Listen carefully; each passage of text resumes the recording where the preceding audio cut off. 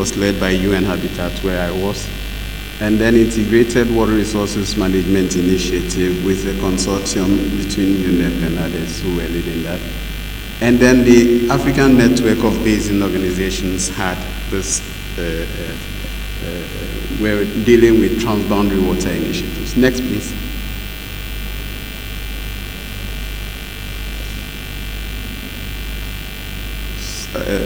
I think you went past one.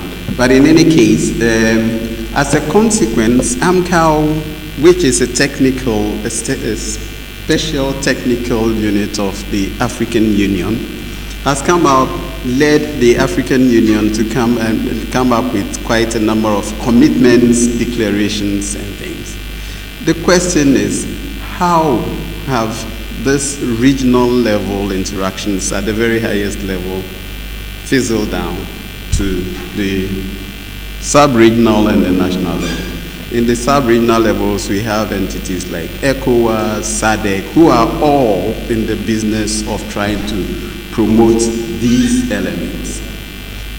The question becomes a bit more critical when it gets down to how they are taken up. They are essentially kind of guidelines are taken down at the national level. Of course, there is a monitoring mechanism to see how, especially the Sharm el-Sheikh Declaration, which you did not see, which was adopted by the African Heads of State in 2008. And there is a mechanism to try to monitor the elements in that particular declaration. Interestingly, response has been very variable, very, very variable. Some countries are doing well, some it's like pulling, they really are not doing very well. Now, at the global level, I thought, and since we're talking about urbanization issues, I also thought that I should share with you this particular table here. And it shows the new urban agenda that was adopted in Quito. It was led by UN Habitat. But in there, I just wanted to indicate that the relation between urbanization, in all this, we need to do water and wastewater management in locations. And therefore, that location is the human settlements. And that's where we would be doing any infrastructure at all to benefit the people. So now here we have, as part of the policy sectors, we have environmental sustainable and resilient urban development. And under it, we have an emphasis on provision of sustainable, efficient, environmentally sound water, waste, and energy systems. And these are related to urban basic services. Next, please.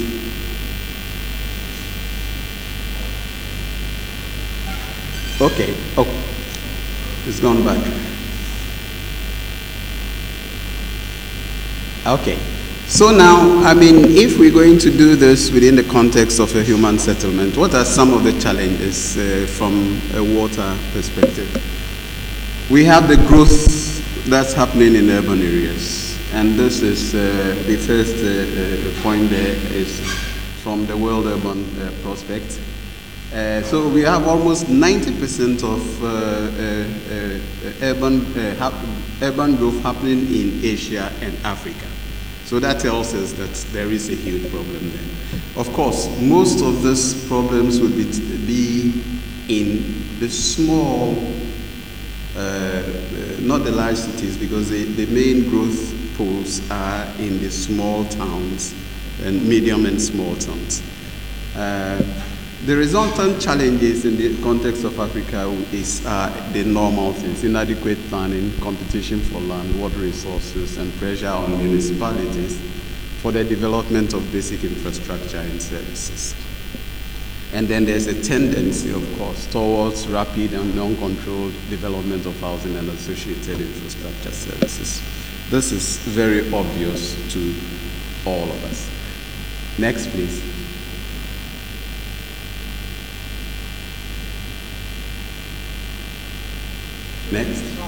Next, please. Now, what's the state of water in a city? The state of water in a city is one of the key determinants of the quality of life. And in fact, it's also one of those social contracts that governments need to have with the people, you know. So it's a very critical thing. It has political implications and so on. Now, if it's managed poorly, this could lead to health and well-being of a city's population, its economy, and its natural environment being compromised. So it's really very critical. And I've given a few examples in the area of public health, security, economy, and the environment. It has impact in all these areas. Next, please. Now, what are the key urban water management issues?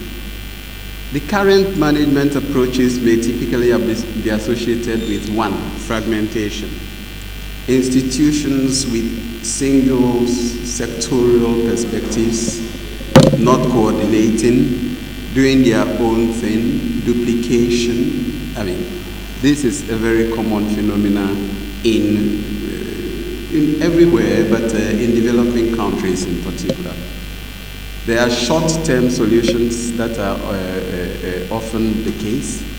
The measures are not cost-effective and they are not very sustainable.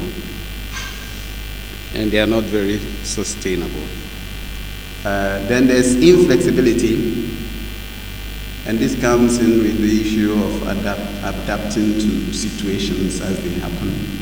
The question of resilience comes in here. There's energy intensive, the need to really go towards renewable sources because, of course, I mean, it's all the CO2 emissions and so on. So these are some of the key water management issues that I think are important for this session here.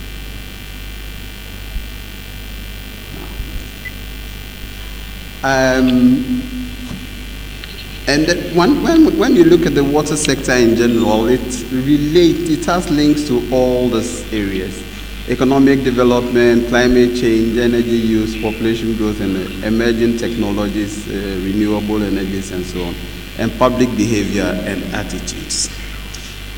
So then this is just to give a picture of the placement of water resources in the general scheme of things. This particular one is taken from the switch module. Sometime in between the latter part of 2009 to 2010, there was this huge program which involved a number of countries, including Ghana, where the whole issue was on urban water management, integrated urban water resources management. And they came up with all kinds of modules and training documents and so on for the purposes of improving water resources management.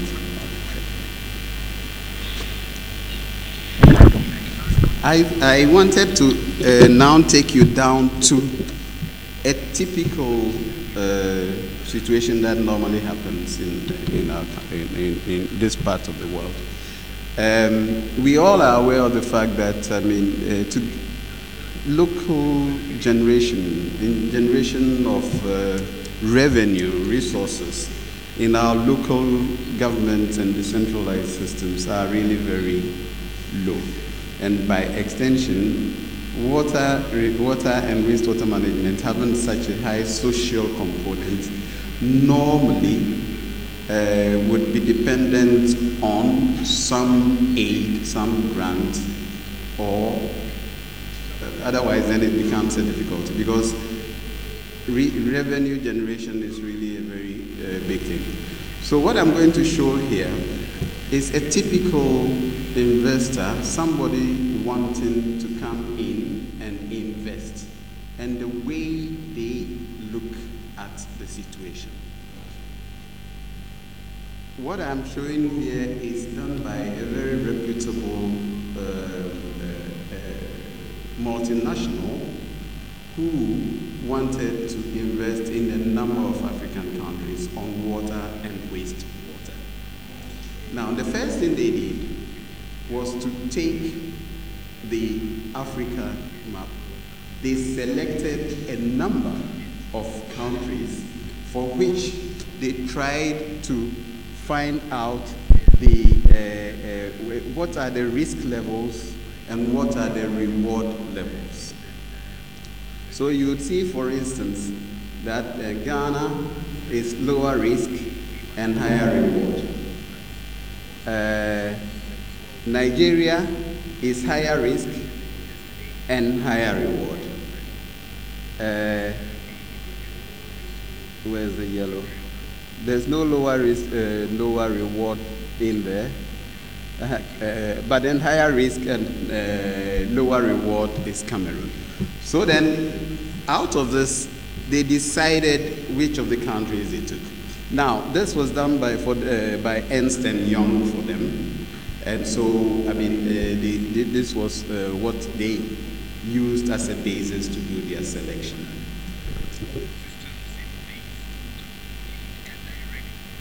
Now, based on that, they looked at the key features of each of the countries. They had now selected 6. They looked at 6 key features and came up with this kind of a table. Now, this is very important for purposes of analysis. You would notice how empty the columns are. And that is a consequence of the fact that it was difficult to get information from the 6 different countries. So information itself is an issue for them. On the basis of this, they chose Nairobi, South Africa, Johannesburg, and Accra, and Lagos, because they were the ones that came up with the highest number. It's at the bottom, unfortunately, that cannot be seen. Nairobi had 23, South Africa had 19, Accra and Lagos had 15 points each. But then the point I wanted to illustrate here is the paucity of information for the purposes of planning. So here is an investor coming in. He comes in and he cannot get the necessary information for him to make his decisions.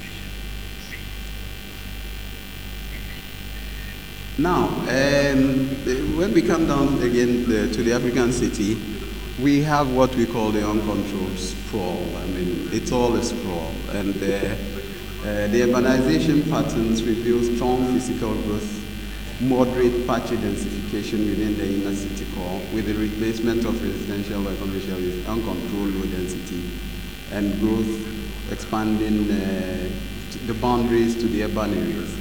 And this hampers urban productivity and increases the cost of infrastructure and services.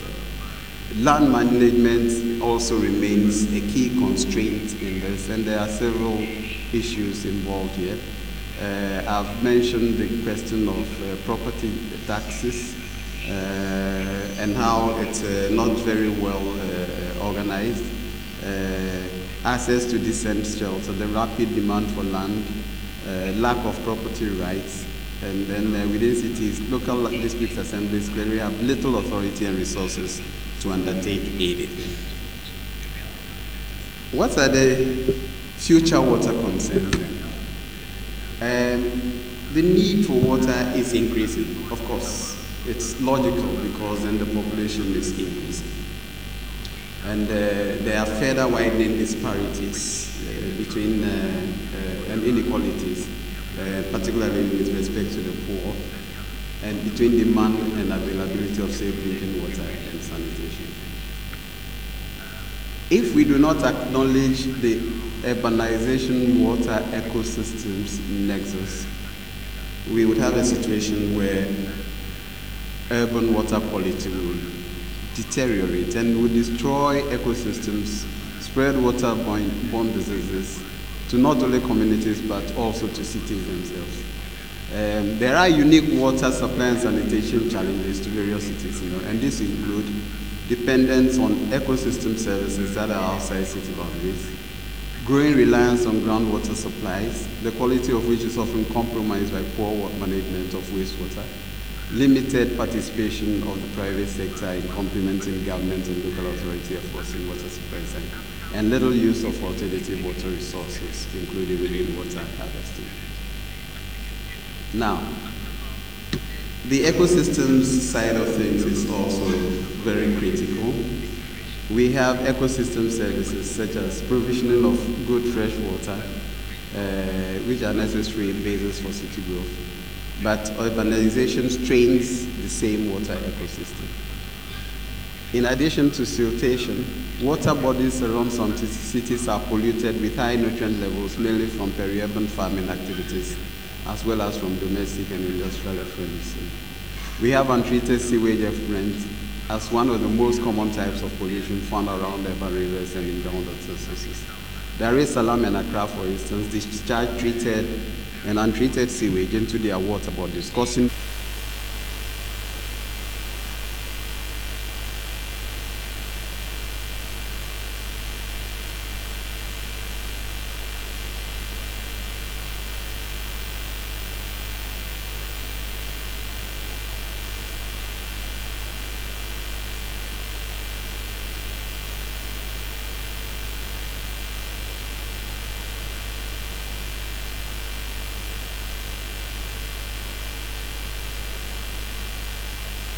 management are underutilized resource, and opportunities for utilization include healthier habitat, clean environment that can impact growth if they are treated and recycled and reused. For agriculture, we have nutrient-rich water for urban agriculture, irrigation, non-food agriculture, and income generation. For industry, energy for heating, cooling, cleaning, rinsing, unregulated industrial can be highly toxic. It's large use for production of biogas and income generation, and for recreation, greening parks and better landscaping. For the ecosystem, reducing negative impact on ecosystem, fishing, tourism, groundwater recharge, and income generation. So then, while well-directed investments, my time is up. Okay, so let's go on. Okay. Next, please.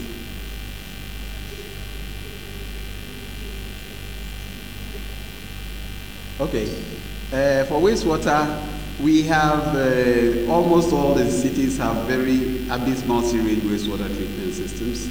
Waste disposal to rivers and the seas polluting groundwater. Please, next. We need integrated approaches, and therefore integrated urban water management and the concept of water-sensitive design is being recognized as challenging, but a necessary direction to take. So integrated urban water management and water-sensitive designs is the area that should be looked at. Next, please. In the case of integrated urban water management, it is a participatory planning and implementation process based on sound science to determine how to meet the long-term needs for water and environmental resources in their catchment. Next. These are the elements of the integrated urban water management model. You have the input system, surface water, groundwater, rainwater, and energy. You have the urban environment and the systems that are in place, and the outputs that are reclaimed on potable water quality, and then the outflow, the effluents, they are treated, and then you have that cycle. Next. And it requires that all parts of the water cycle are considered as an integrated system. Next. There are key considerations. Political case, which is very critical, because it's only when the politicians understand that they can then make available resources for things to happen. We need innovative financing arrangements. We need to promote a mix of technical options. Data and information management is absolutely critical. Next. Now then, the question of sustainability, and here we're talking about sustainable cities. For the urban water system elements, we have the water supply and the sustainability aims to provide safe and reliable supply of water in the long term to all citizens in sufficient quantities. For wastewater management, to provide all citizens with adequate sanitation in the long term, and for storm water management, to reduce the risk of flooding for all stakeholders to acceptable levels, even under future climate change scenarios. Next. Okay. So this is water-sensitive urban design, which, of course, I can explain if, during question time. Next. I thought this was very important, the urban water management transition framework, where you have cumulative socio-political drivers, water supply, public health, flood protection, etc., and the service delivery functions, and what state a city is in at any particular time, which then begins to kind of be the basis for subsequent benchmarking to find out how the city transits from a particular state to a water-sensitive city. Next. And these, of course, will be an approach towards moving towards water-sensitive cities. Next. So then the summary conclusions. The conventional approach to urban water is unsustainable and is expected to struggle with future change. In some cases, it's already failing. Integrated urban water management is an approach that promotes the optimization of entire basin water systems, leading to more sustainable solutions than managing the different elements of the system and this is because different elements of the urban water are inextricably linked and are also heavily influenced by and have influence on urban development as well. It can best be achieved through strategic planning process with continuous mechanism of reflection and adaptation. Next. And finally, for both developed, the concept of water sensitivity offers an exciting means of delivering multiple benefits associated with livability, sustainability, and resilience through a city's water management framework. And in Africa in particular, the approaches based on the water management could enable a city to benchmark its current water management practices, policy, and most importantly, and regular monitoring and evaluation are critical in this context. Thank you. Thank you.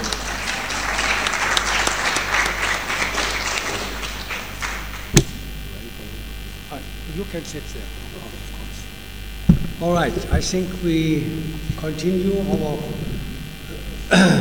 presentations, and the next talk will be given by Professor Rose Entsua-Mensah, and she will talk about the sustainable urban management in Accra. Please.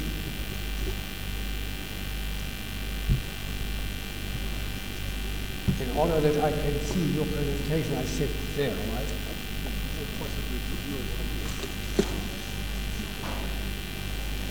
Good morning. I don't pretend to be an engineer or a planner. I'm an ecologist. So I'll be telling the story of Accra from the ecological point of view. The urban environment consists of resources, human and other processes that convert these resources to various usable services. And you have, under the resources, you have human, sunlight, land, water, minerals, electricity, fuels, finance. The processes are manufacture, the next slide please. Manufacture, transportation, construction, all that you see up there.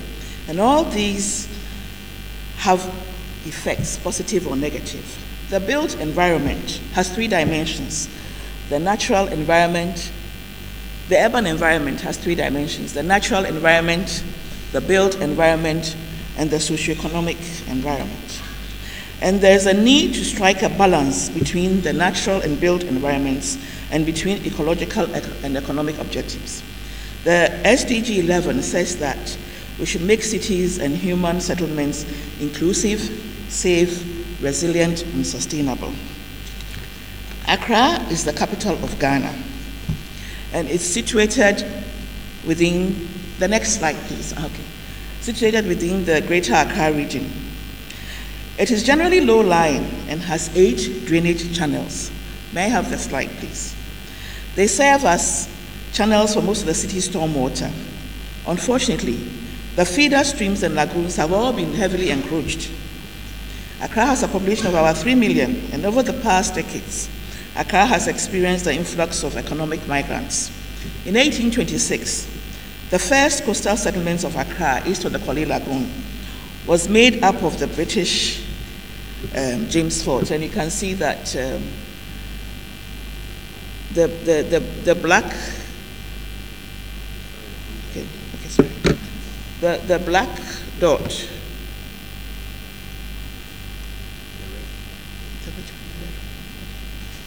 Here was the start of the settlement.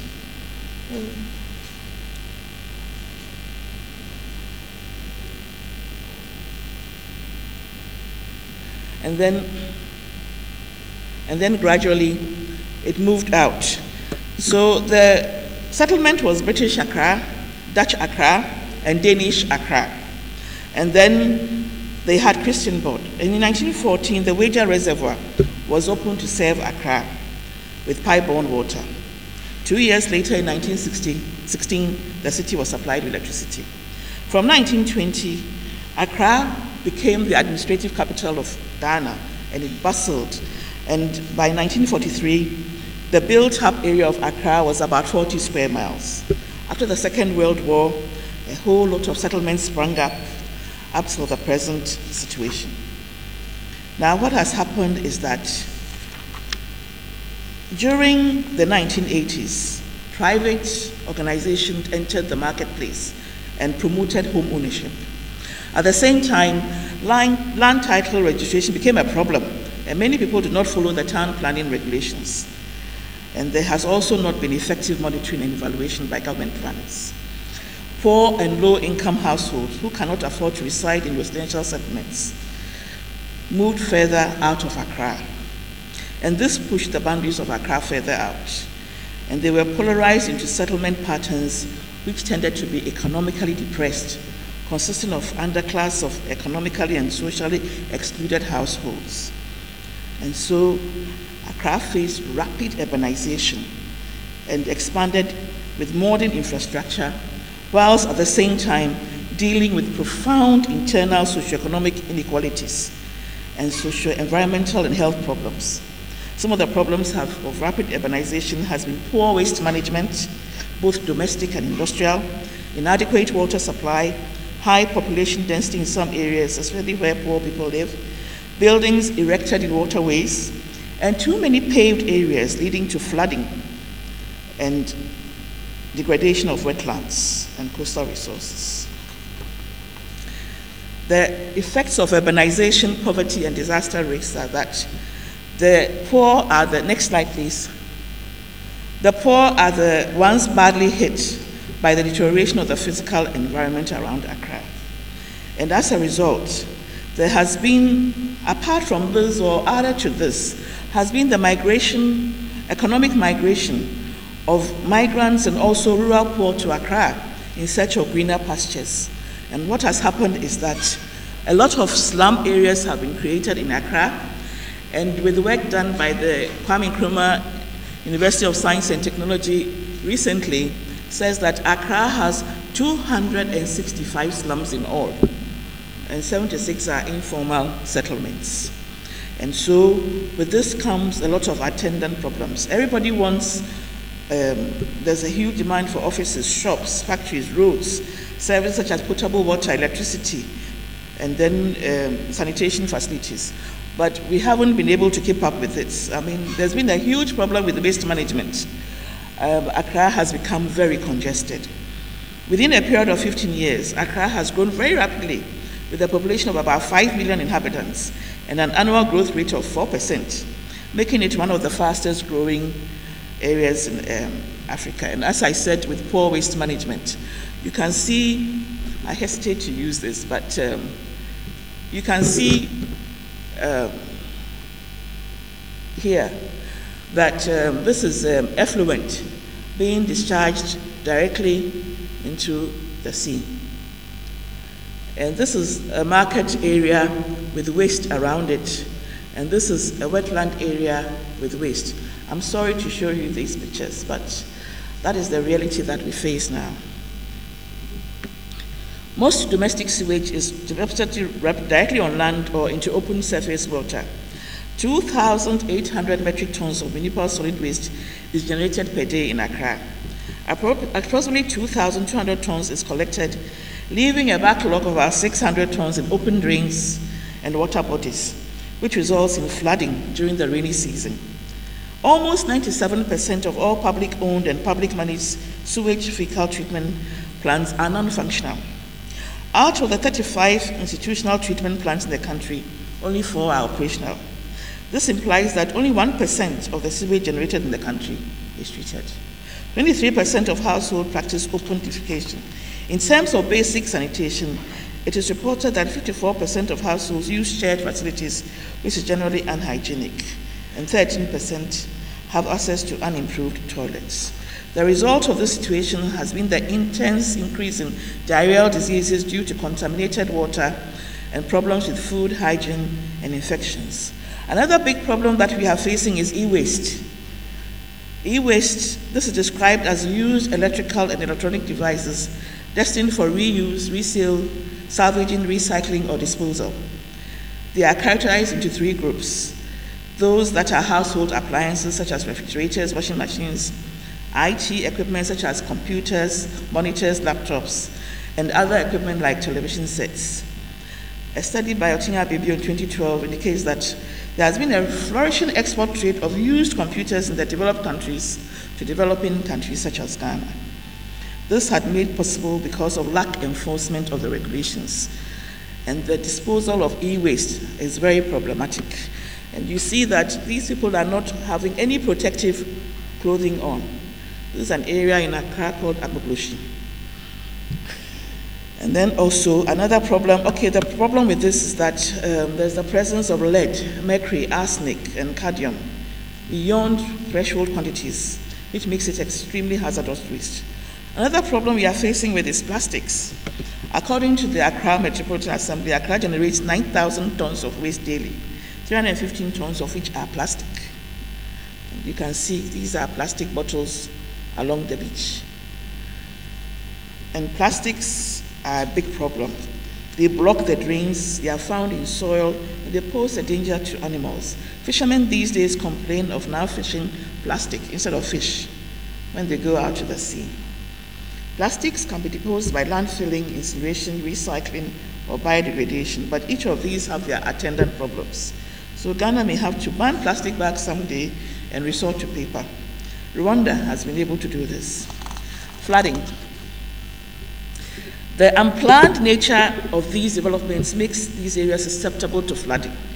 Houses are built in high-risk flood zones with no appropriate flood risk assessment conducted and no documented record of flooding history to guide developers. The result is houses that they impede the flow of floodwater, affect flood defenses, and obstruct land otherwise needed for access or maintenance purposes.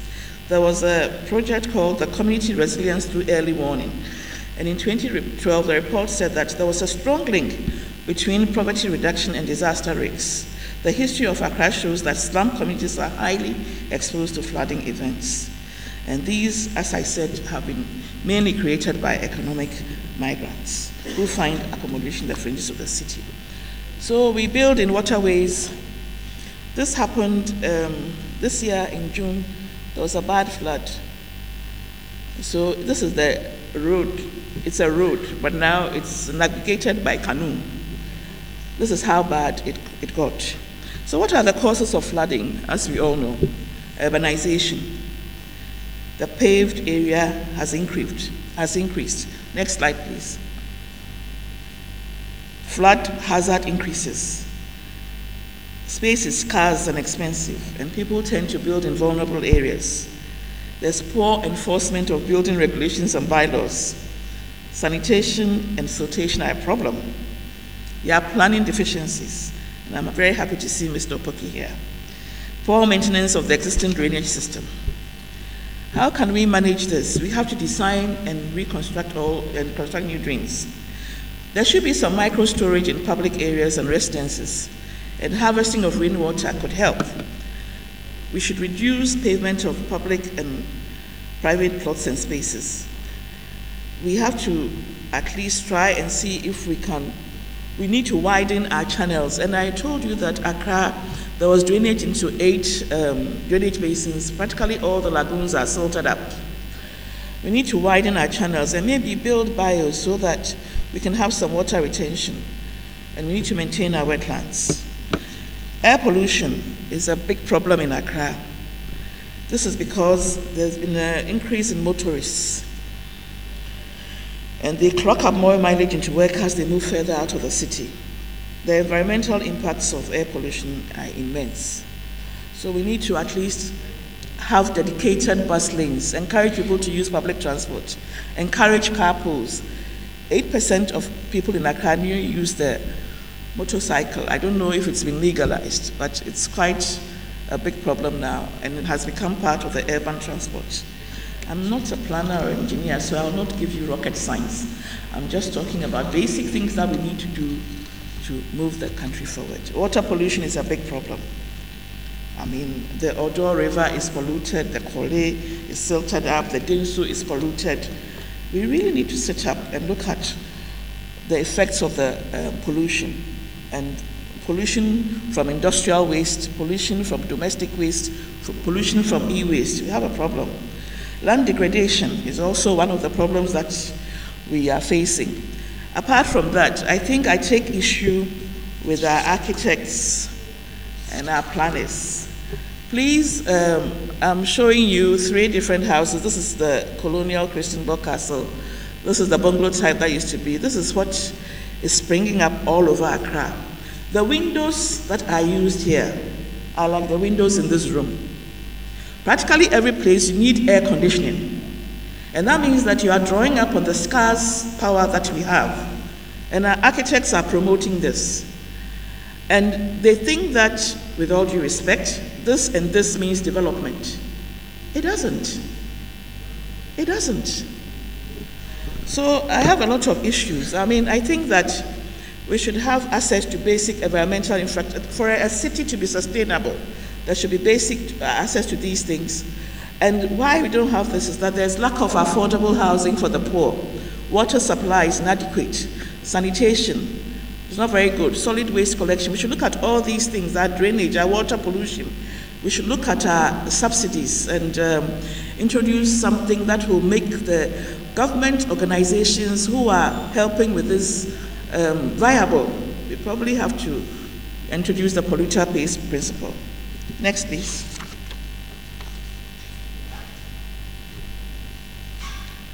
We have to look at our energy use, air pollution, solid waste, land, and we need to look at all these things and look at the underlying causes and have relevant policy reforms. We know what to do, actually. We have beautiful laws. We just have to enforce them. So for sustainable urban environmental management processes, we need to really look at the environmental issues and address them and set our priorities. And we need to agree on which we need to tackle first. We need to involve the people in our decision making and strengthen local capacity to deal with this environmental planning and all these environmental issues that we have at hand. And the ministries that look over this need to coordinate and have an overall environmental strategy. We know certain things that can be used. We've heard of green technologies, recycling, purifying water, purifying air, conserving energy, planting trees, green construction, looking at the kind of materials we use. We know all that, but implementation is key. There's one thing knowing and one thing doing. We also have heard about the cradle-to-cradle concept, which is a registered trademark of McDonnell and Brongard Design Company. And that suggests that industry must protect and enrich ecosystems and nature's biological metabolism while also maintaining a safe, productive technical metabolism for the high quality use and circulation of nutrients. And this can be applied to urban environments. And so the cradle to cradle, next slide please. With this concept, there's 100% renewable energy use. There's water stewardship. There's social responsibility and material health, the impact of this on humans and the environment. We all know this, it is nothing new. So the question we ask is that having a sustainable urban development plan in Accra, is it a myth or a reality? According to the Minister of Planning yesterday, the government is going to ensure the use of the Land Use Planning Act, spatial growth centers, and urban networks in the major cities of Accra. There's also going to be a district capital and small town improvement program. Security and disaster prevention is high on the agenda, and greening of urban settlements is the way to go with public-private partnership. Storm drains will be built and solid waste will be managed. The zongos, which are slum areas, will be upgraded as part of the inner city program. But this should be coupled with the implementation of all our acts and all our laws, almost all of which are already known, including consistent, extensive public awareness program and education, especially targeting women and the youth. And that came out strongly yesterday. We should monitor and implement. Monitoring and implementation is key, and adherence. Maybe when this happens, then sustainable urban development will no longer be a myth, but a reality. Thank you.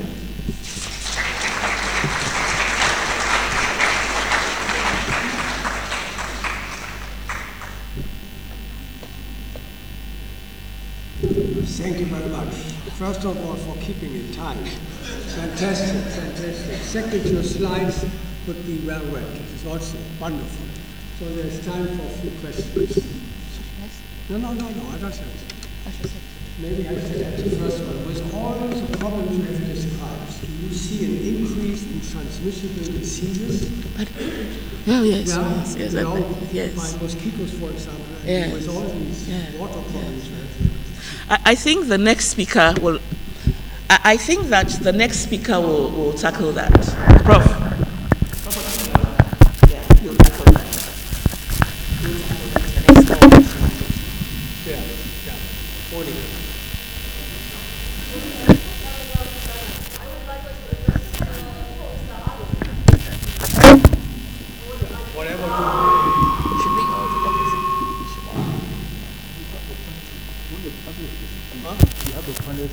There's a panel session? Yes. All right.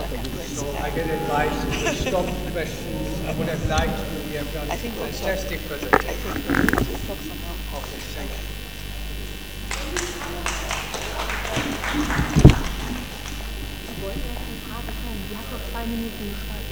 Yeah, last week. Okay. So, I think we were advised that we will have the question at the end for all these speakers. All right, we continue, and the next presentation will be given by Professor Piketh, Sustainable Air Quality Management in Developing Urban Environment. Please.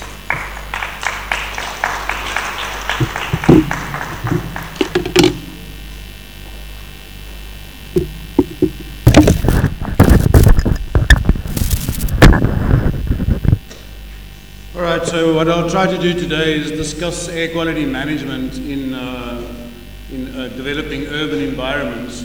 And I'm going to use South Africa as an example, as we only work in South Africa. And I hope that some of the lessons that we're learning in South Africa could be applied to other parts of Africa. Of course, as you'll see at the end of my presentation, though, the problem of air pollution is highly localized. And although the principles of air quality management can be universal, to find solutions for particular urban environments, you need to know the environment very well. So first of all, the world faces challenges in terms of its impact on air pollution and human health. And recently studies have shown that poor air quality is a major driver of premature death on the African continent. Actually, it's about ranked number 3 on the list of premature death causes. And the particulate matter, so particles or aerosols in the atmosphere, are accepted as posing the highest health risk to those exposed populations globally. And interestingly, that's of course in the developing world of Asia and Africa, but also in the first world of Europe and North America. They're also the first world. South Africa in turn has similar challenges, has added problems that many industrial sources currently in South Africa don't meet their minimum emission standards. So the normal way of managing air quality is to identify the sources, put emission standards in place, and then implement those emission standards. Of course, in South Africa at the moment, that's not been possible. The industries don't meet those emission standards. So in this talk, I will look at, explore current activities that we're undertaking in South Africa with the hope that we can achieve successful air quality management in our urban environments. So first thing we need to do, of course, is understand the drivers of air quality. And we need to understand air pollution sufficiently well in order to intervene to improve the ambient air quality. And we shouldn't forget that there's also a problem of indoor air quality. Now, of course, those two things are quite separate. One is dealt with by the Department of Environment in South Africa, and the indoor air quality is dealt with the Department of Health. And I'm not sure when those two departments meet to talk, but it's not very frequently, and I don't think they do much listening. They just talk a lot. So the first thing we need to do is we need to understand the current status of air quality in each of the townships. We need to understand the variability of the air quality in the townships, and townships in this slide refers to a historically disadvantaged area in South Africa rather than just your normal white areas in South Africa. You'll see South African speakers, when they use inverted commas, they're using a potentially politically incorrect term, and that's trying to excuse that. We have to understand the drivers of variability, and we need to know the impacts on air quality. And what we've been trying to do in South Africa is think about, are there other ways that we can use to reduce air pollution, other than what we've seen in North America and Europe. And the one idea is to implement emissions offset project interventions. In other words, our industries can't meet their emissions licenses. Can we force them to do something about other air quality problems?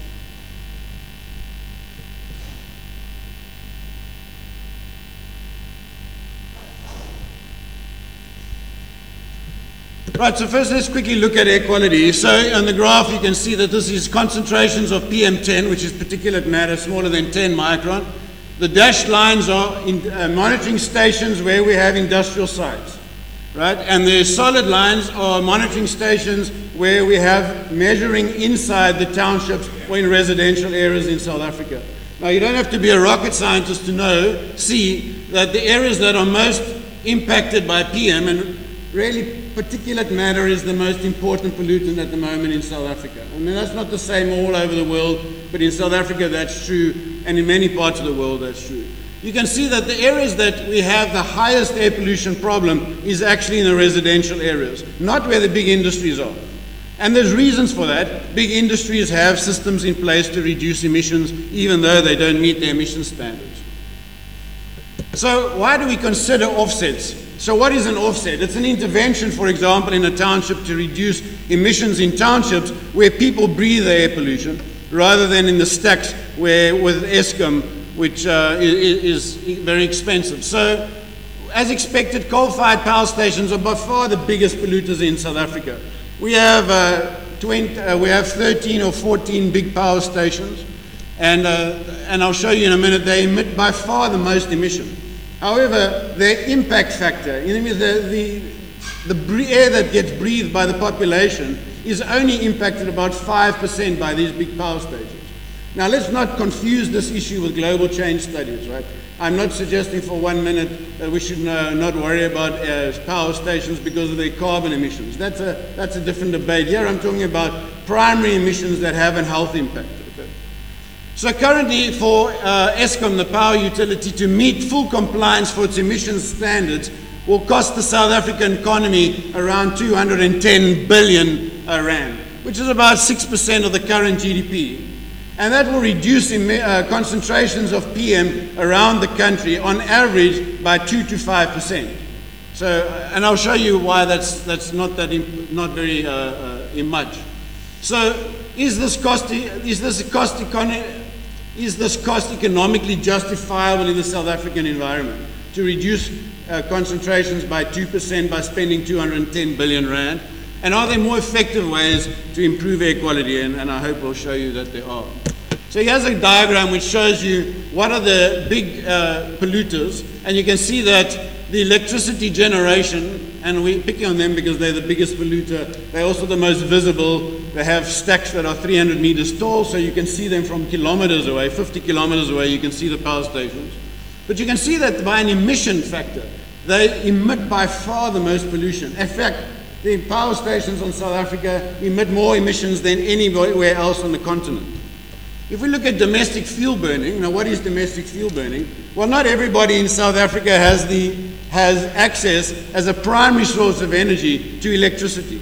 And although South Africa has electrified many areas in the country, the primary source of energy, particularly in the winter time, is still not electricity, even if it's available.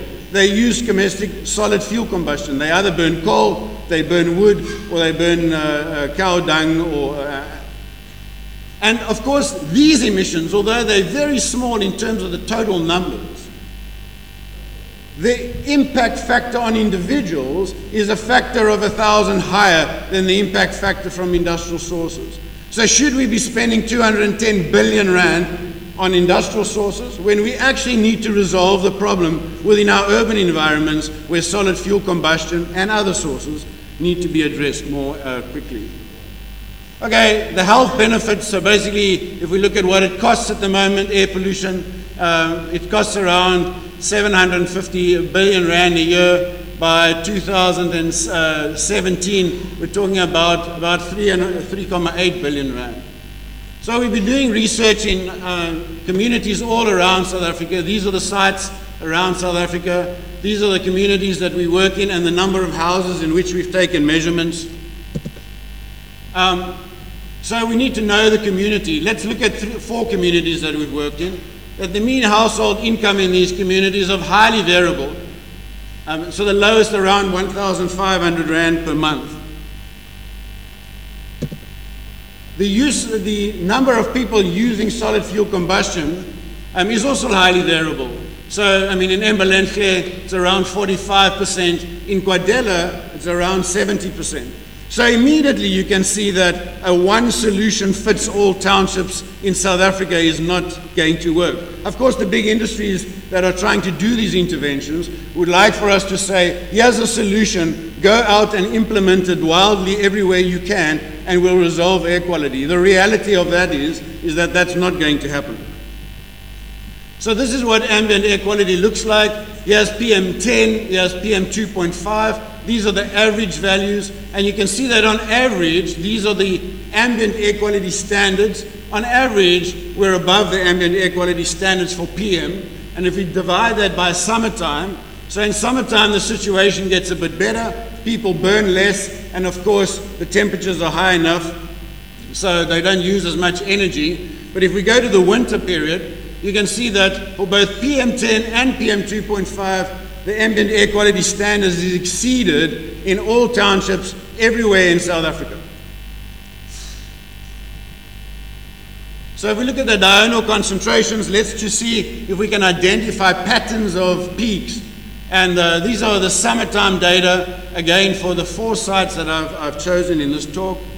That's for the summertime, that's for the wintertime. So these are concentrations of PM that people are exposed to in the townships, keeping in mind that the ambient standard is around 40. Right, so it's in line with the rest of the world. So if we go to more rural area, this is Agincourt in the Lowveld of South Africa, basically measuring indoors here. You can see that Again, there's this double dual peak. Now, why is that double dual peak there? Well, there's a couple of reasons. The one is, of course, just like in other cities, we have traffic volumes that increase in the morning and increase in the evening. In this area, however, the main issue is associated with the combustion of solid fuels, wood and coal. People burn slightly less in the morning, they have less time, and then they burn much more at night. And so that we have this dual concentration. Now, if we look at these diagrams, this is all houses in these areas, and you can see that all houses have the same pattern of impact, whether the summer or winter. And during the winter, the darker colors indicate that it's the concentration, and you can see it's much more pronounced in all houses in the winter time. Of course, this is linked to what temperatures people are exposed to. So here's the ambient temperatures, and these are the indoor temperatures. That's just to indicate that there's more than just air pollution that we're looking at and need to consider.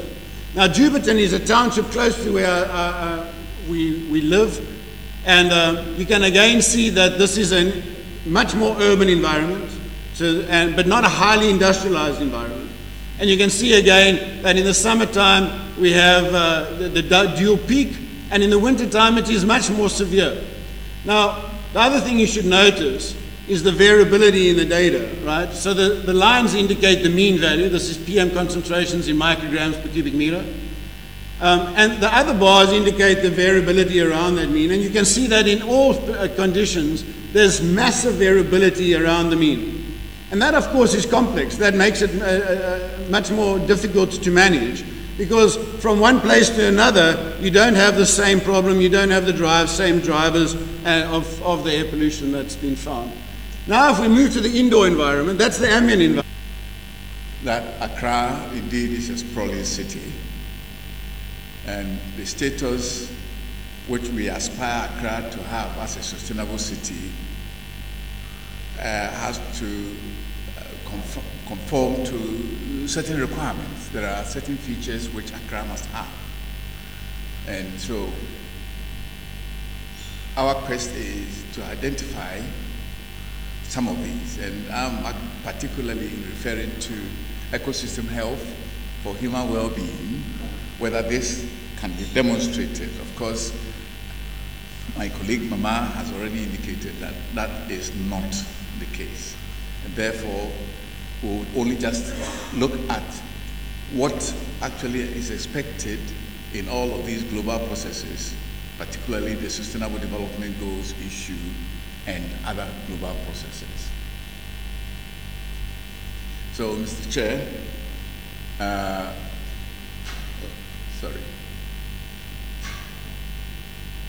So we need to understand how such cities as Zurich, London, and there are many, including Cape Town and Cairo, they have been ranked according to a set of criteria.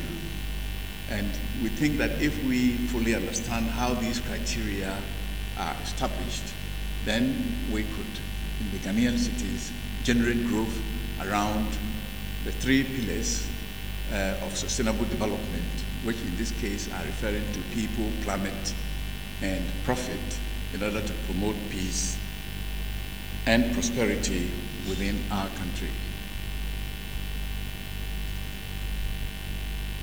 Now, people is referring to social issues, which measures social performance, including quality of life. Planet is referring to the environmental, which captures green factors like energy, pollution, and emissions.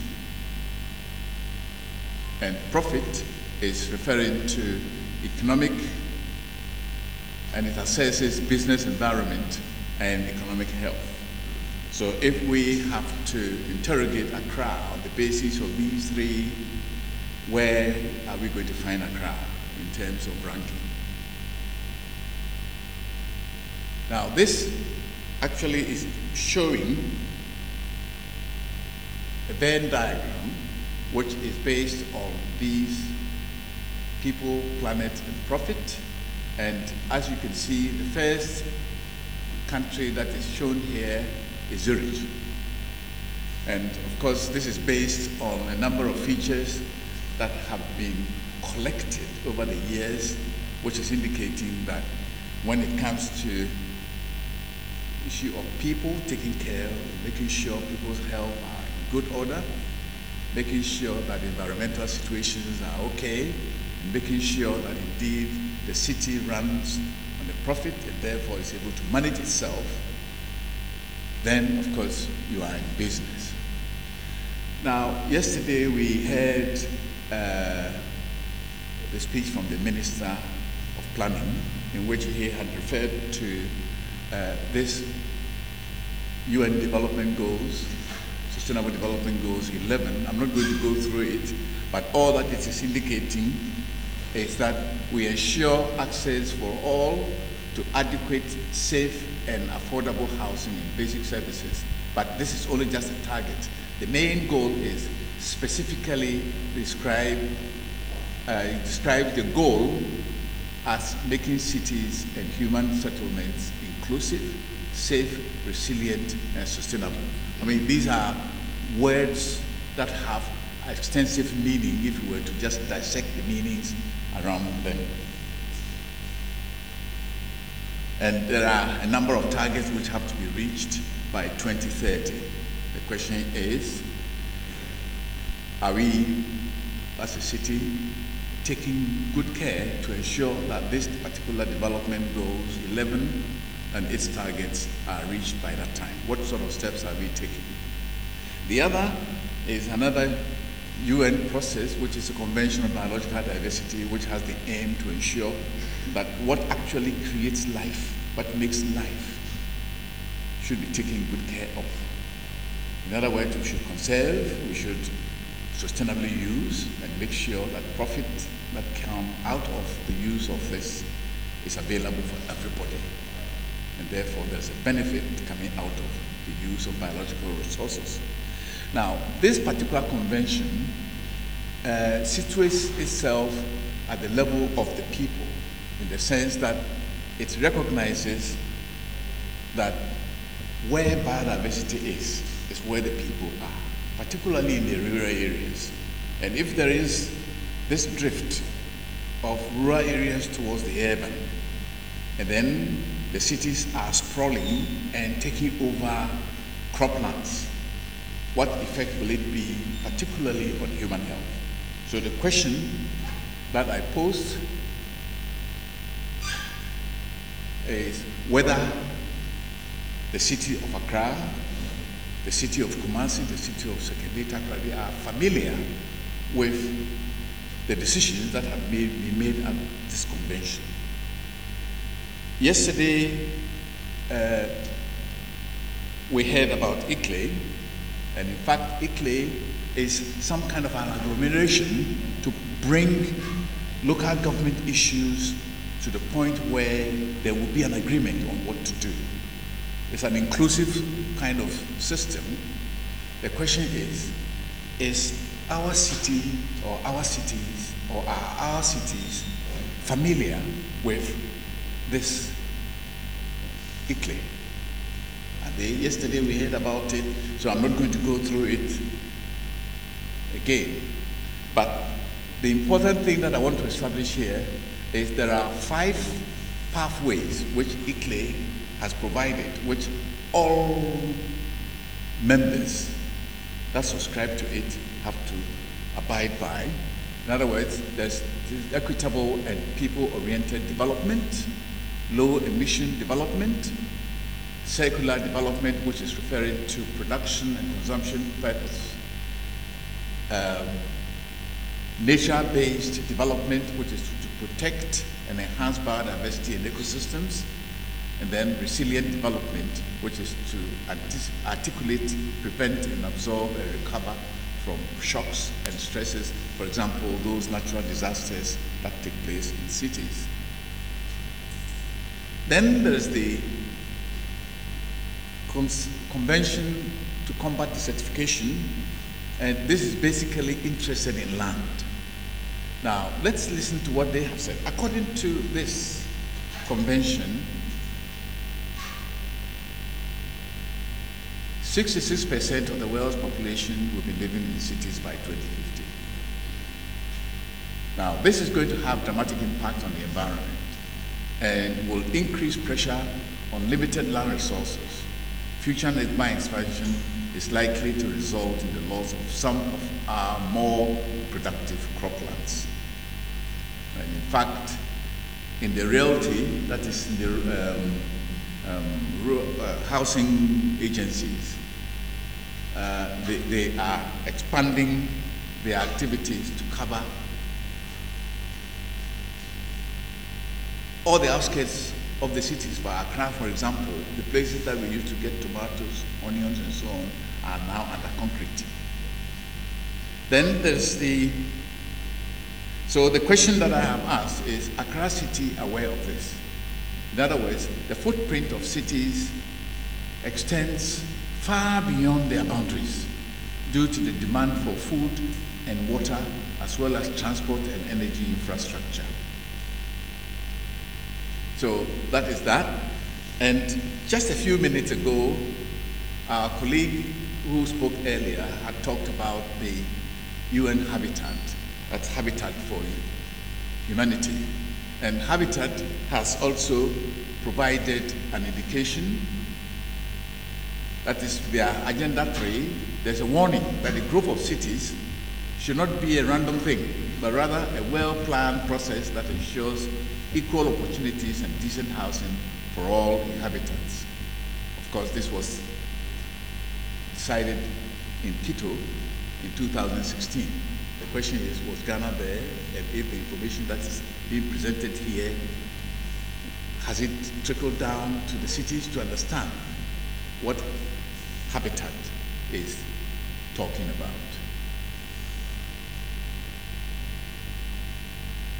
I'll go quickly now, looking at the Framework Convention on Climate Change.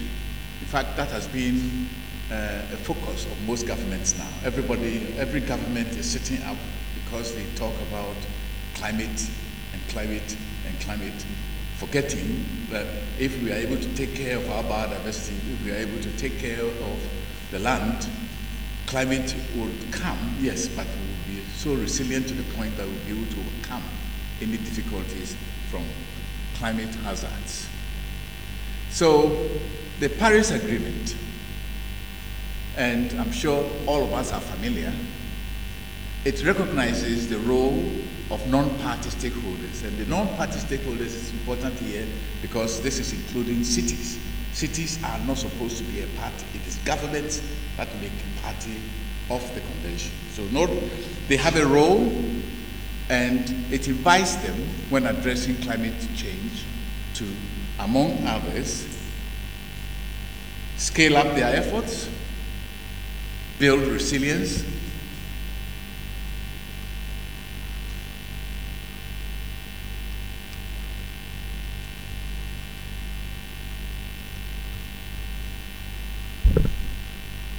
can I get help from there? Okay. Uphold and promote regional and international cooperation. So that is the climate agreement. And out of this climate agreement, we have ICLE providing a support at the local level, at the local government level. ICLE has a center which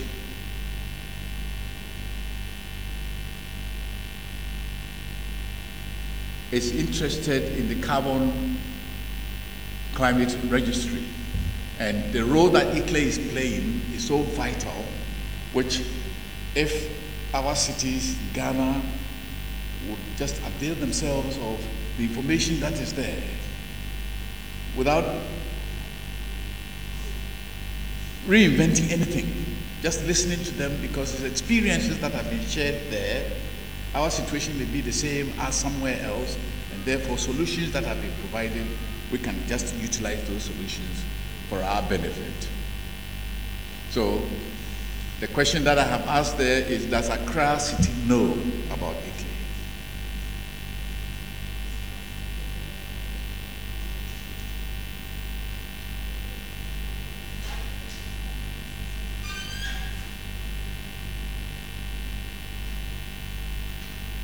I'm skipping all of these because they have already been mentioned in previous statements, but I just want to make a reference to this particular aspect which has occupied my mind for several years, and that is urban tree canopy. We'll ask ourselves, why is Accra not green? Accra is not green because we don't love trees, but we should begin to love trees. This urban tree canopy is a layer of leaves, branches, and stems of trees that cover the ground when viewed from above. In urban areas, this UTC provides an important stormwater management. It does many things. It also reduces the urban heat island effect, reduces heating and cooling costs, lowers air temperature, reduces air pollution, increases property values, and the rest of it. I mean, it gives a beautiful aesthetic view of any city. So, is it not time for Accra and other Ghanaian cities to research into UTC? 4 minutes. Okay, thank you. And of course, I'm just bringing in the issue of city mayors who aggregate to take decisions. And this was the recent Global Covenant of Mayors, which met in Edmonton, Canada, and they had a declaration. And that declaration was based on statistics of 9,129 cities, representing 774 million plus people worldwide, and 10.54 of the total global population, which was committed to the issue of climate and energy. Now, what is important that I'm bringing this here is that recently, and in fact that's going to be the concluding point that I want to make, that the African mayors, building upon this global, have also decided, and they had their 4th meeting in Accra just last May. Now, the point that I want to establish here is that if Accra City can invite and accommodate mayors from other African countries and compare notes, and of course these mayors are reliant also on what ICLE is providing in terms of climate change and other variables within the environment. Are we expecting to see something happening so that the ecosystem health of our country, ecosystem health of our people, especially in Accra, can be guaranteed? So this is the message that I want to cut across. And of course, the issues that I was actually referring to, which will give us those marks that will rank Accra City either at a higher level or at a lower level. A lot of them have already been established. We are aware of them. Management of refuse and so on and so forth. All of these are issues which I have here, but because they have already been mentioned by my colleagues, I'm not going to go to town to them. My focus right now is how relevant are these global processes to our country, to the point that we will provide a means of domesticating many of the decisions that have been made so that we don't have to reinvent the wheel, but rather we will use those decisions and implement at the local level most of the decisions that have been made. Thank you, Mr. Chair.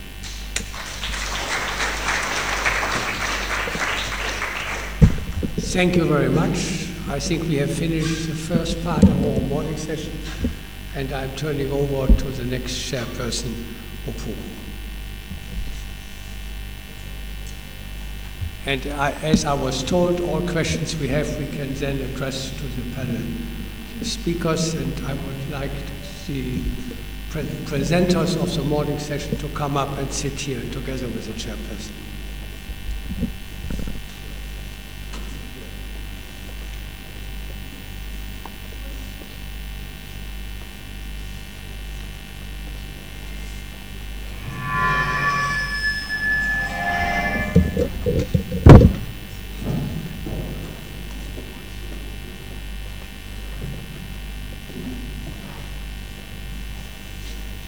Thank you for coming up.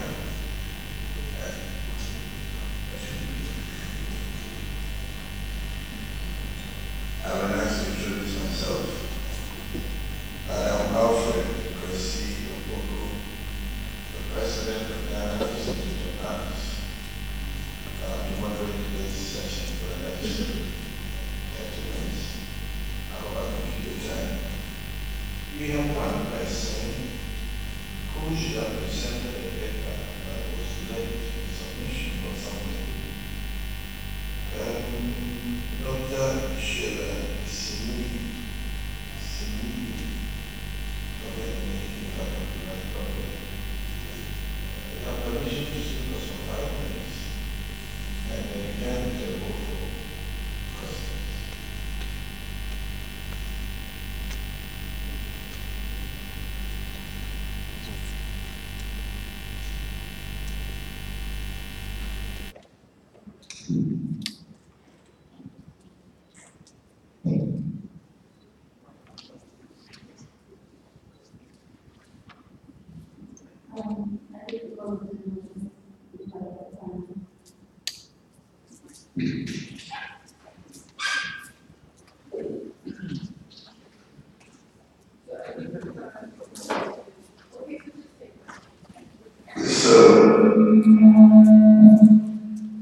She says we have us in the questions and answers chat, and we keep this session, we're going to take questions from you, and all of you, but it doesn't really 2 points. From all that I've presented, I'm just giving a simple summary. Urbanization is not a problem to be solved. It's a human reality that has been managed and contained among the population. And that's what is here. Another issue to raise is that of the survey and Australia. So let me see my hand. I'll count from here 1, 2, 3, 1, 2, 3, and then I take the rest of 3 and so on. So 1, 2, and 3.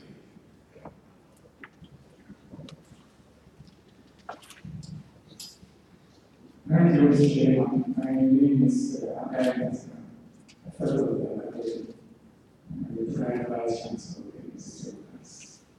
I have a short question and a short contribution. My question goes to the gentleman from Nairobi.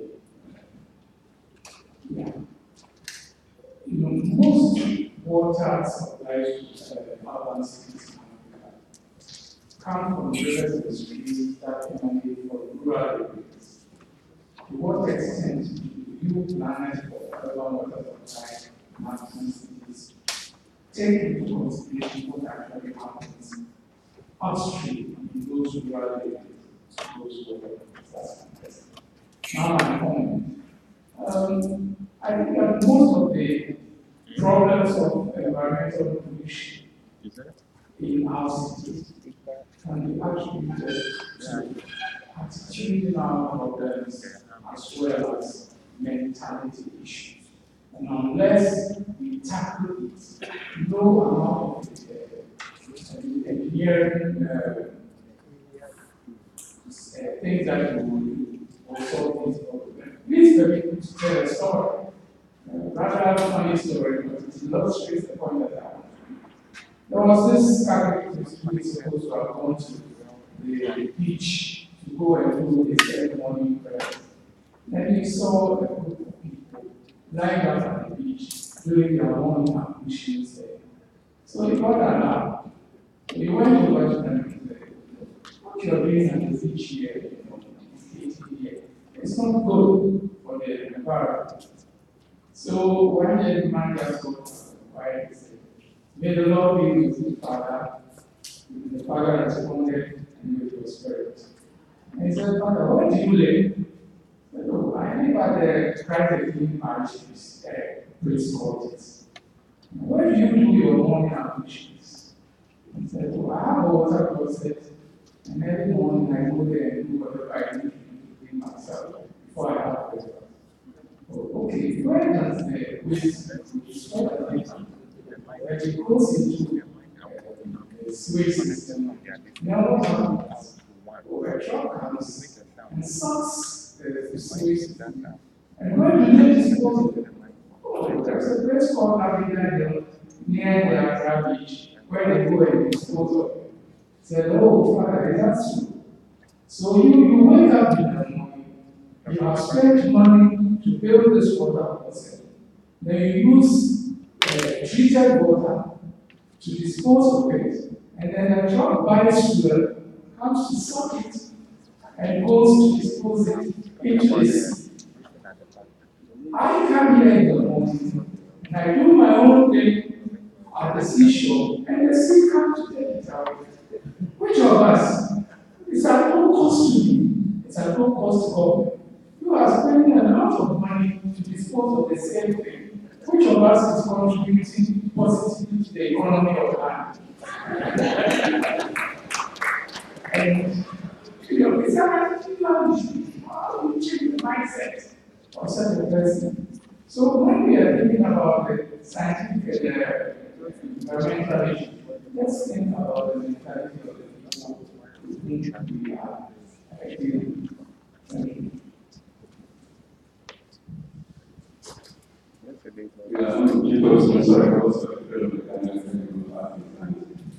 The questions are generic. Here we are all global citizens. So, apart from Prof. I haven't seen anybody articulating the voice of ordinary people. So where are they in all these global conventions?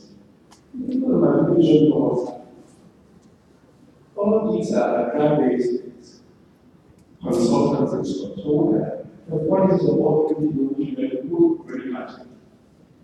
The next thing which my friend in South Africa, post-apartheid, what has changed? Because there are some of them, unlike other colonized areas where there were no white supremacy, by the privilege of capitalist production systems, which would have provided the benefits of growth university. So I go to South Africa. I don't know what is different. Post-apartheid, I'm not always very actually why. But the general things will that are one as the notions of capitalism. Can this capitalist production system with a transformation really resolve the problems of global development? I have been to Scandinavia several times. I'm happier over there than the US. The US I have a deliberate policy of quarantining myself after 8 years. Because I'm survived in this position. But then I see this in the wrong area conditions. So we have the world's most developed in terms of production systems, most innovative. I mean, it was I saw studies, infections with an article about the universities. Why are these global contradictions the way they are? Yes, that's a fair point.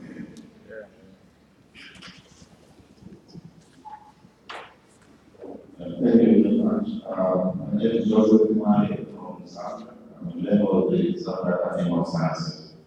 My question is directed to the last presenter. I would like you to comment on the political quality of cities. I maybe this is a question that I don't know for my country. The decision making at the municipal councils and the city councils is very frustrating for professionals because most of these councils and municipalities are managed by people who say little understanding of the issues that are within the sustainability of these urban centers. They are in charge of all these processes, a lot of decision making and so on. And so, please comment on that.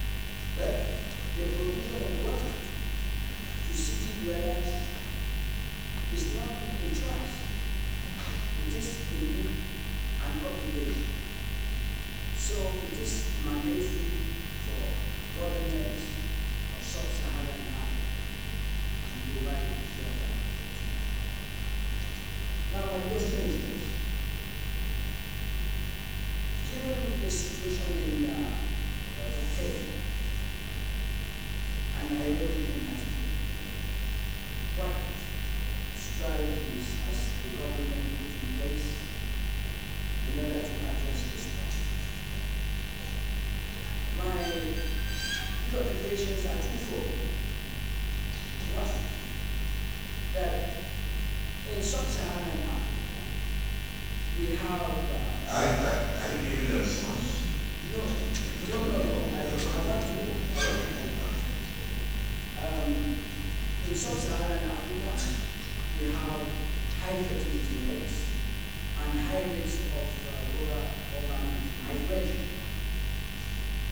So, in 10, 15, 20 years, we expect a greater population. Preoccupation number two. If our governments in sub-Saharan Africa are today unable to provide adequate strategies for solving the water problem, then you can only think that in 10, 15, or 20 years, this problem will not be present. So, I don't know, the question was, what is the Kenyan government doing in this particular case? Okay.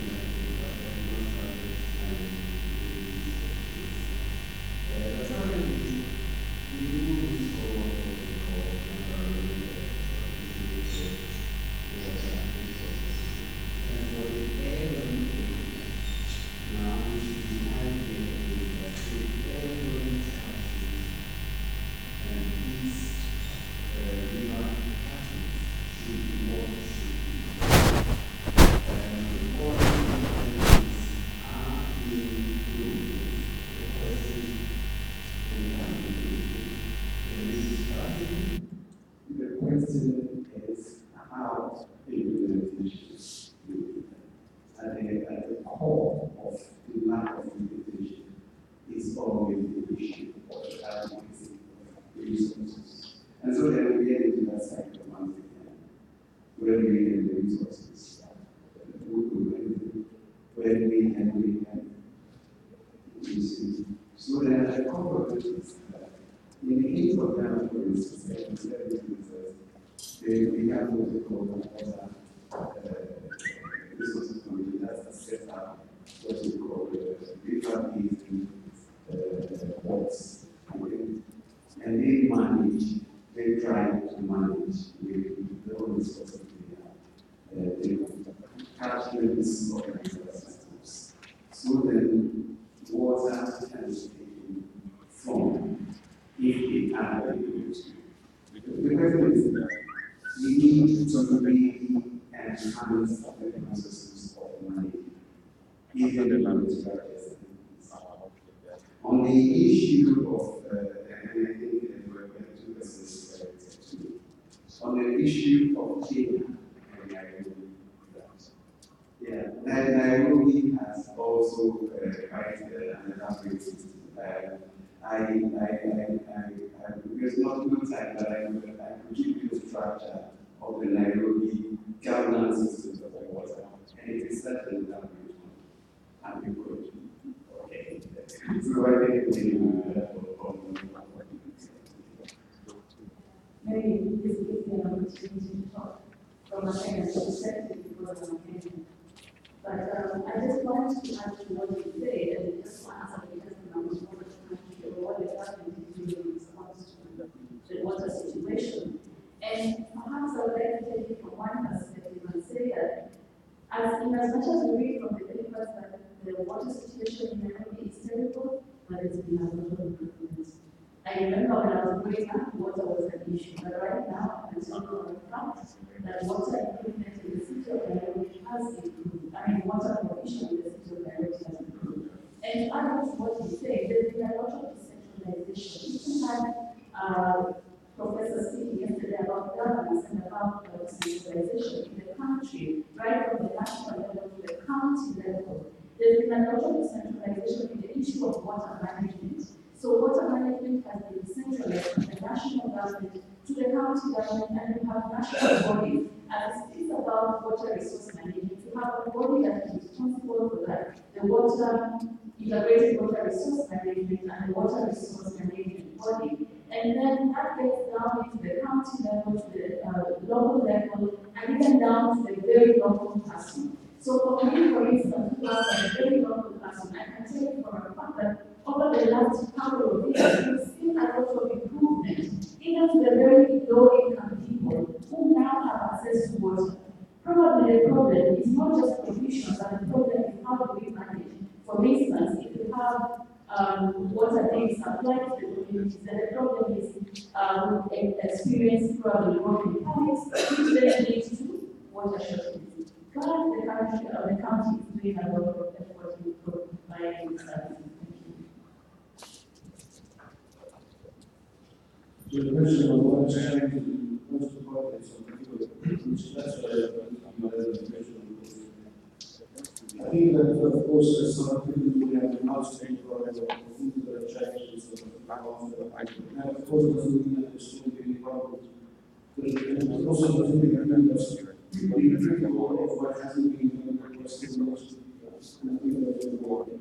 And then you come back to what I think I'm explaining what's changing the economy. Well, in the economy legislation shifts the focus from resources, particularly the human habits. We have monarchies, more than 180 monarchies scheduled in South Africa, and the economy. So for the first time, we really can assess whether or not people are exposed to high levels of information or not, which really wasn't the case in the country of South Africa.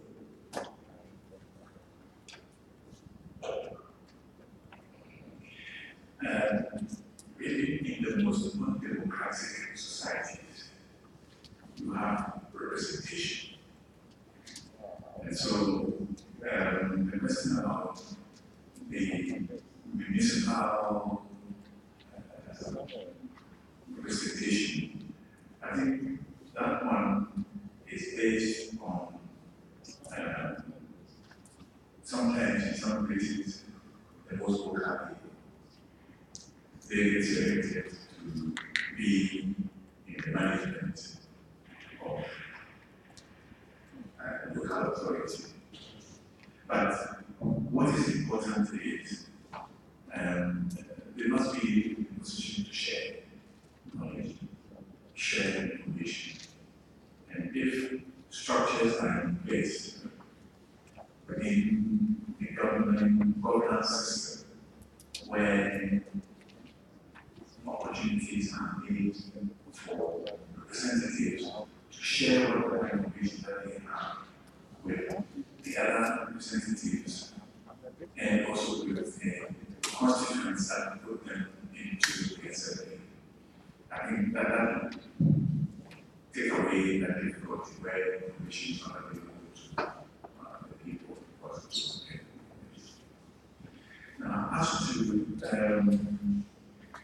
the global contributions, well, it depends on what kind of process that is being looked at. But my conviction is this, particularly right now that the whole globe is looking at the development system, which is the sustainable development, and considering the 17 goals. And I believe that the various targets that have been established there do not represent any contradictions, and that the expectations are that the implementation of these should run along the same lines at all levels. I'm looking at the time of Rio Plus 10, Rio Plus 20, which also gave rise to the Africa 2063. Which is Africa, the future that we want. It's all related to the kind of things which, as an aspiration, want to learn to say that, for example, if we have a vision for Accra, we would say that by 2025, Accra City must have, let's say, a bedroom. That's 100 system. Or 2025, Accra must have a real system that will move people. The difficulties again that we have, the transport system is very difficult. How these people to buy this, from big vehicles. And nobody can get onto them.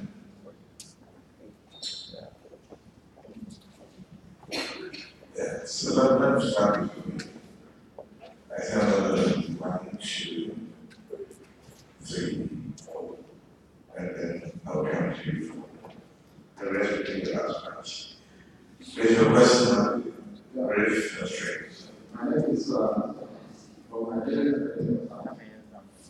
I have a question for Adom. Well, in my own time, we have carried out studies of problems with supply. And the problems are many. Mostly low tide, non-available water, and low investment by private sector, low funding, low technical know-how, and out of connectivity. And above all, the water agencies must be able to know the number of people who are being connected to the system. So I want to find out, do you have similar problems in Ghana? I guess, I can take on one question. Sorry, I can do that question. I can take on one question. Thank you, Prof. Yes. Thank you very much. My name is Stuart from the Accra. My question is directed to the Prof. Prof, you showed us pictures of, versus many investments involved in the township and the managing of waste in the township. I just want to understand, many of the dumping stations actually located quite close to the township versus some of those located somehow closer to the suburbs. And how much do these contribute to the quality of air in these township societies?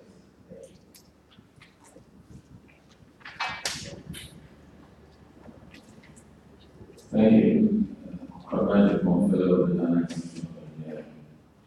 My question goes to the academy and perhaps other members of the academies from other countries. I want to find out what kind of relationship the academy has with political authorities.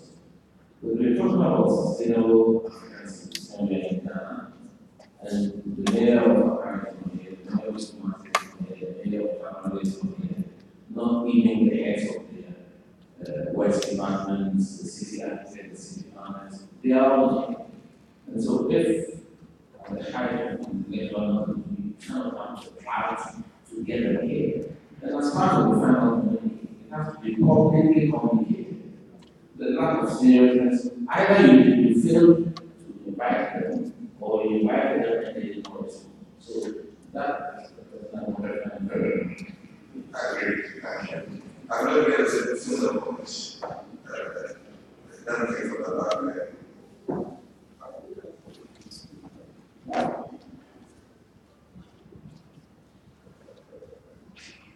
Thank you very much. My name is just an addition to Professor Entsua-Mensah's presentation.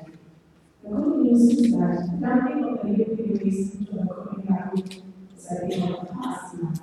A couple of years ago, the Environmental Protection Agency took the area into court and called them to stop dumping the liquid waste into the ocean.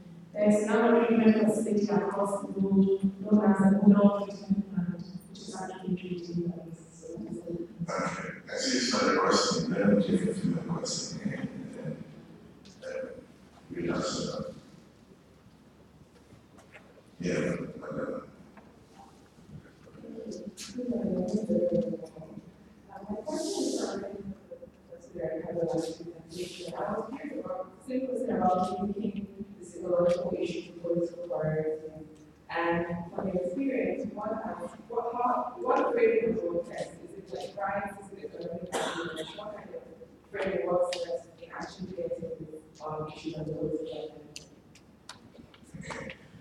Please, the answer is very something.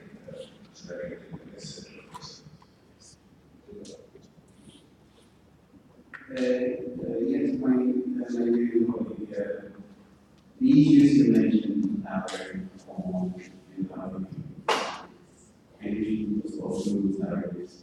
I don't think the fact that this narrative is a process that needs to be undertaken.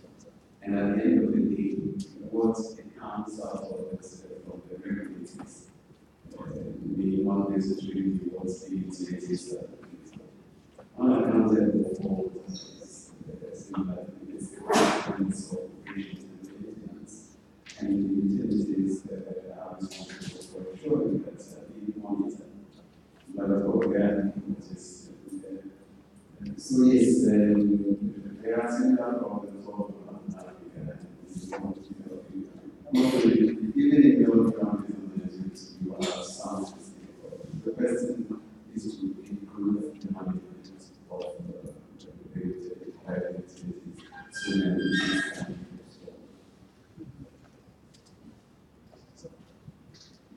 So that's the question. So waste side, of course, an issue with the other issues of waste side.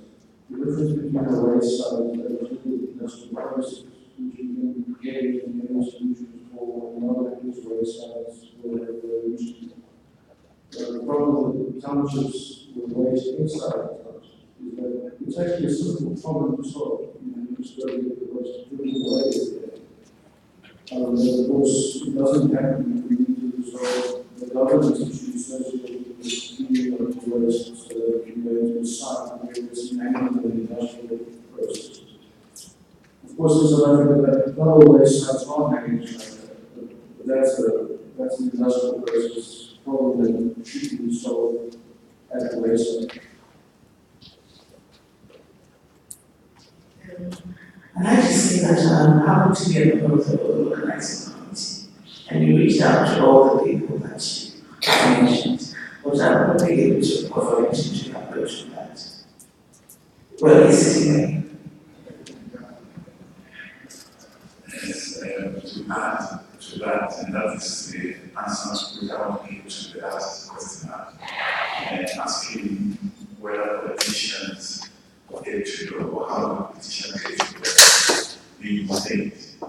The interesting thing is that I was actually referring to the global process which get decided by governments. And when we talk about government, we are referring to representatives of government. And therefore, the expectations are that the decision goes to the table of the minister, who is also supposed to relate it to the other related agencies and institutions and departments.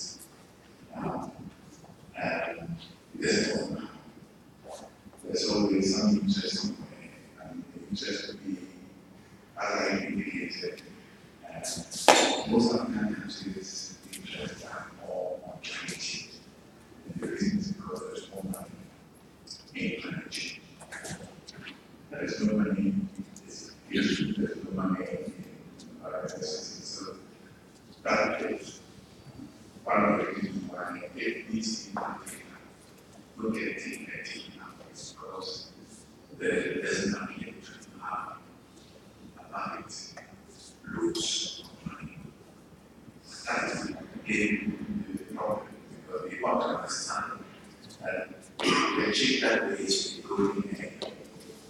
Usually, sometimes it's not anything, but the moment you get rid of it, then you realize that that going is no longer. And so it's some kind of communication which we are trying very hard to get. There was a question about whether Accra is also experiencing uncontrolled growth. The answer is yes. There was a time in 2006, an attempt was made to have a limit to the city by developing what they call peripheral green belt systems. And before people were aware, even the government officials were part of the process, had leaked the information to the landlords, and the landlord is quickly sold out. Yeah, so these are some difficulties with the French. Yes, I think that's it. I'm afraid the time is up. And I'm just giving 1 minute summary. Prof, you were pressed on whether the names of the crack are work of the Declaration of National Cities being carried out. I would say yes.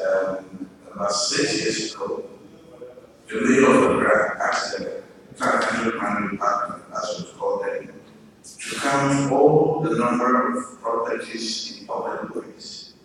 Counted 900 of them.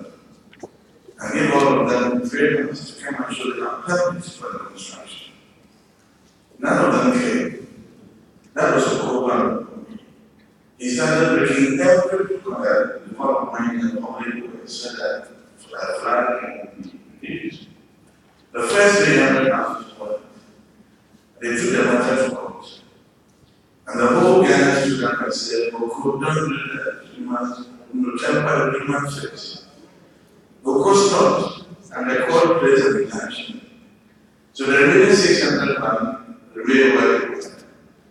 And the 300 are built it back. And so the mayors are aware, but the population is supporting the political inaction to ensure that the sanity in the system. Again, I think when Habitat was saying that cities do not provide land, they didn't have Africa in mind. In West Africa, apart from Germany and Abuja, none of the cities have grown as a planned city. They are agglomeration of villages that were existing, and in between the villages, modernity has come, and get all of them together. So when we look at Accra, there are certain areas if we want to maximize or break everything down before we get to do that. And that's one of the challenges. And when we close, we can share our ideas because we can't find them. Thank you very much for this session, and I hope that I'm very much.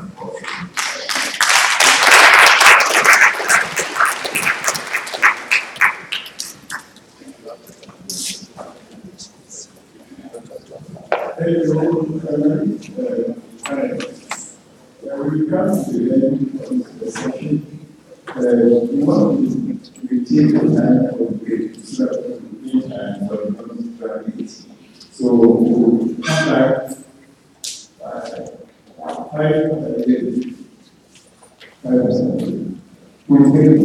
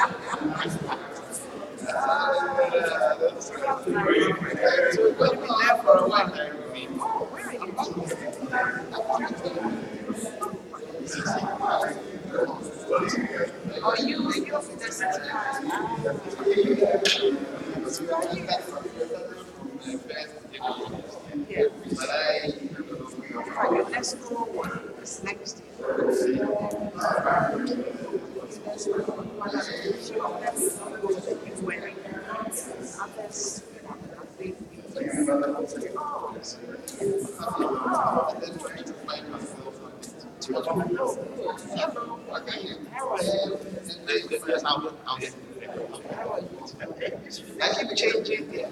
Yeah, tomorrow. Okay. Yeah, I'll make it there.